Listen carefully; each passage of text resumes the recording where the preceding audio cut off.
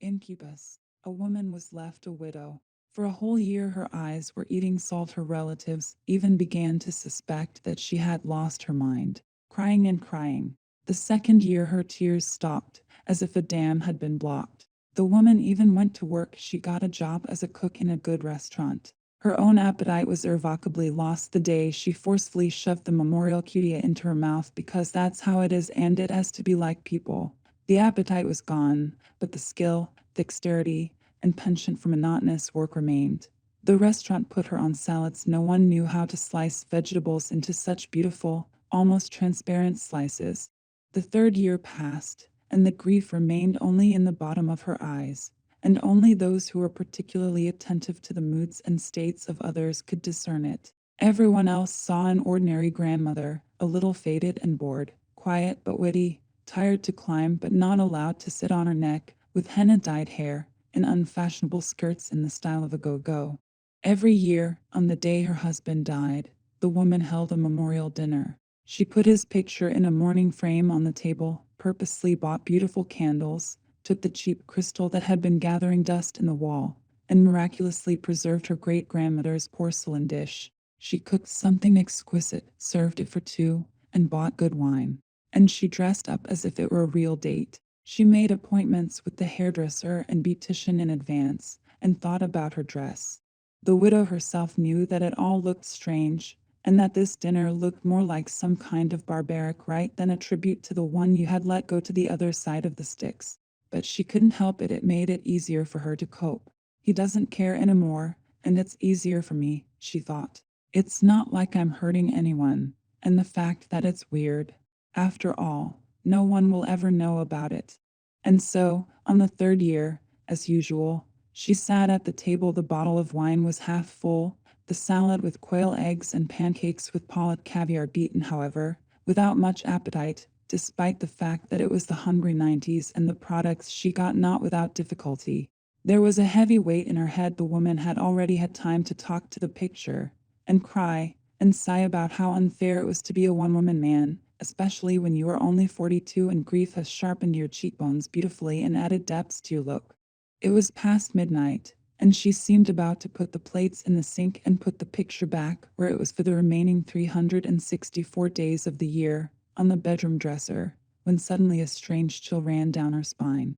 It was like a draft, and all the windows were closed, and the nights were stuffy, as they often were in the middle of July. But for some reason she felt the urge to throw a sweater or shawl over her shoulders, and the widow looked around at a loss, remembering where she had put her bathrobe. She stepped back to the closet, and suddenly she thought someone was watching her. Like most people, the widow knew how to sense someone else's gaze.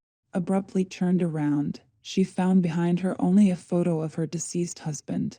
Whether it was the candlelight or the overindulgence of alcohol, she had the distinct impression that her husband was watching her with his eyes, and his eyes glittered as if they were alive.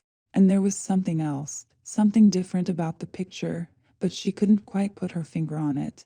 It was one of her favorite pictures of her husband. The portrait had been taken almost 15 years ago, the July they had met. She still remembered that day, a golden, warm, happy day. They walked hand in hand along Arbat, eating popsicles and feeling like children. She saw a signed photo studio. She tugged her husband by the sleeve. He joyfully gave in. They piled in, cheerful, and the receptionist murmured that they were about to make a mess of the place with melting ice cream, while they looked at each other behind her back and thought that only those who had not known the meaning of love could care about the drops of melted cream. And then her husband sat down on the swivel chair, and the photographer remarked how much the young man looked like Abdulov, and the woman smiled flatteredly, as if she herself had been praised. Very beautiful picture, came out. The lips are barely smiling, and in the eyes of such happiness that it's scary even. That picture had stood on the mirror stand all the years they had lived together, and after his death it remained there. Only the widow took it to a picture framer's shop to have the frame changed to a black one. And now she was looking at the familiar face and could not understand what was wrong with it. Suddenly the flame of the candle on the table flickered and skittered, then finally went out, and that was strange too. She searched for matches, found them on the corner of the table, lit one. Nothing. The second one did not want to light up either. Outside the window was a beautiful moon, slightly bitten, bright, like a slowly drifting Chinese lantern. The woman frowned and walked over to the mirror cabinet. She suddenly realized what had changed in the dead man's face. The smile. Yura never smiled for photographs. He was ashamed of his bad teeth, only slightly stretched his lips. And now a smile appeared, not the full width of his mouth, of course, but still quite discernible to the eye, and even exposing the tips of his teeth. And the teeth were something different from Yuri's, rather white, and as if with slightly pointed tips. This gave her face a predatory look, and her eyes no longer glowed with the happiness that had filled that distant July. The widow took the photograph in her hands and stared at it, squinting in surprise. The glass glinted a little, and she hoped that maybe she was imagining things. She had no fear at all. She was of the skeptical, materialistic generation, which could hardly be confused by anything extraterrestrial. With the photograph, the widow went into the kitchen. The brightest light bulb was there, turned on the light, and sighed in relief. Of course, it had been imagined. She quickly collected and washed dishes, took a shower, threw the crumpled, kitchen-scented dress into the washing machine, and returned to the room with her face shiny with cream and in an old terry cloth bathrobe. She hesitated a little, deciding whether to watch TV or go to bed immediately, because she had been drinking, and tomorrow was a work day. Suddenly she thought she heard a noise coming from the bedroom, cautious footsteps, and then the rustling of the curtains. That's when her heart jumped. What if someone had broken into the apartment? Not more than a month ago, her neighbor had been robbed of her coat, all her gold, some measly savings, and a VCR, but her neighbor was still glad she was not at home that night. The newspapers often wrote about some proliferating gangs, run by unscrupulous scumbags, and killing a man was as easy for them as wringing the neck of a chicken. The widow rushed to the front door. It would be safest to make a noise in the stairwell, shouting, ringing all the doors, but suddenly a quiet voice called her. Alina, don't be afraid, it's me. What the hell is going on? She exclaimed it out loud, just to hear her own voice, to make sure she was awake. Lena, I'm here, come here. Don't be afraid, it's me, Yura, he repeated monotonously, the one who was hiding behind the half-open bedroom door. And the voice, her own voice, because for so many years it was the first thing she heard, waking up in the morning, this low voice with a barely noticeable hoarseness. It certainly belonged to the man she loved. It sounded strange, though, as if it had been discolored. The widow stopped at a loss how to understand it, whether someone dared to make a cruel joke, whether she had been sold bad wine, and it was a hallucination. But anyway, why would she want to go there and believe and go, and pretend that nothing had changed, that there was no coffin, no cutia, no stupid pretend dinner for two? And the widow made up her mind, went forward, wordly, pushed open the bedroom door. The room was dark, but one of the curtains had been pulled back, and a bluish moonlight was falling on the bed. Her late husband was sitting on the very edge, his back to the door, and he was wearing an ugly synthetic suit from a funeral supply store. Alina had bought it herself, the morgue had recommended it.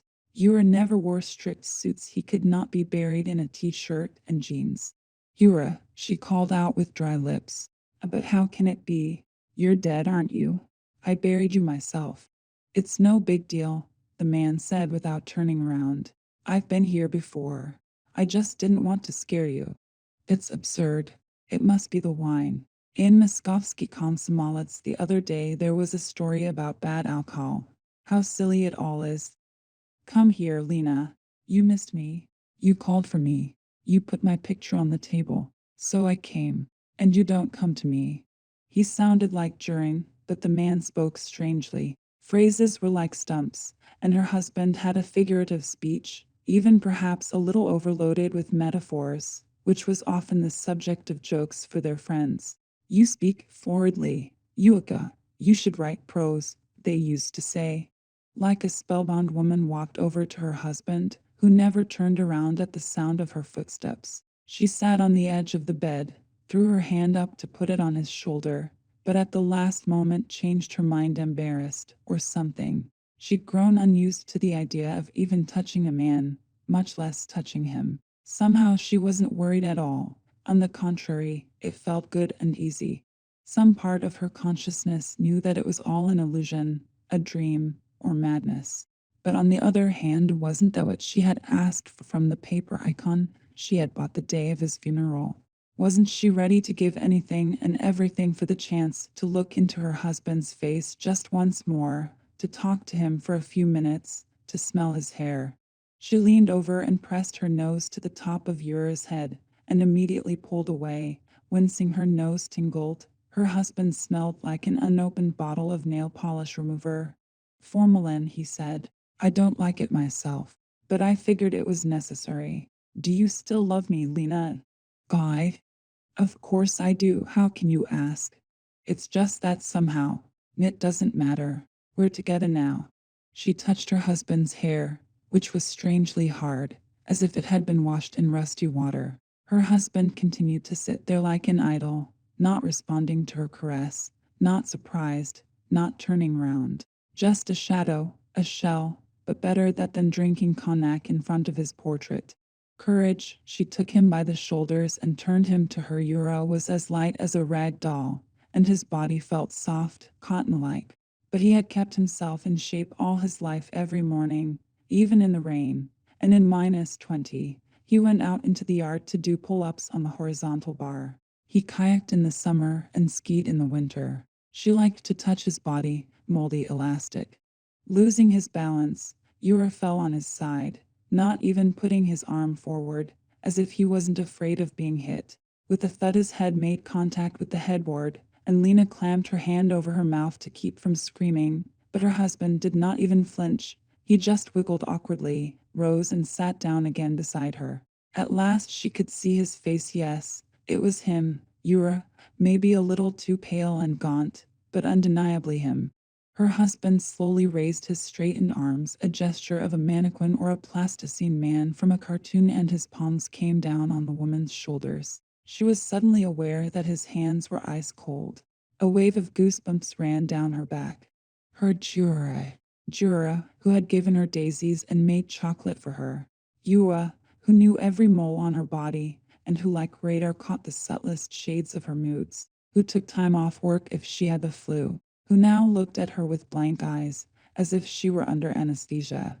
Alina herself didn't remember how she'd ended up lying on the bed. She could only see her husband's white face, bent over her, very close. She felt an icy hard thigh push her knees apart, wrapped her arms around his back. She was still terrified that she would come to her senses and stop seeing him. The hallucination couldn't last forever. There was a terrible black scar on her husband's stomach, as if his body had been cut in two and then carelessly sewn up with rough stitches. What is it? She whispered in shock, and then guessed it herself. There had been an autopsy. She closed her eyes. Somehow she felt good and relaxed, and if anybody had asked her about the particulars of happiness, she would have replied that no happier evening than this had ever been in her life. The next morning no one missed her, and a day later her colleagues sounded the alarm. Alina had a reputation for punctuality and diligence. She would hardly skip work without warning. The police initially refused to take a statement, but then they still sent a squad to the place of residence of the missing. No one opened the door. They had to break in. The woman was found in the bedroom. As it turned out later, she had been dead for 24 hours. She was lying naked in bed, her eyes open, and her frozen mouth stretched out in a perpetual smile. The cause of death was recorded as acute heart failure. About this case then for years still judged neighbors, and no one could not explain why the story seems so attractive to gossip. So there was a woman, a quiet widow. She didn't talk to anyone in particular. So she died. So her heart stopped. The nights were so warm when she was naked. And the fact that she was smiling, it doesn't matter. Maybe she had a good dream just before she died. But for some reason, all those who had witnessed the incident indirectly were drawn to discuss it. The neighbor from the apartment opposite, a certain Pelagia Timofovna, who was considered a local gossip, was summoned to the investigator 3 times afterwards. How she moaned and groaned all night long. It was a hot and stuffy night, and I couldn't sleep. Don't think I was eavesdropping. I'm not that kind of person.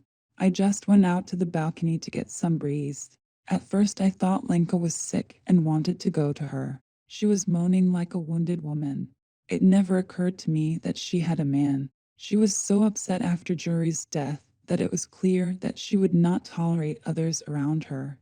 A couple of years ago, I wanted her to meet my uncle. Doesn't drink, doesn't have hands up his ass, he's good.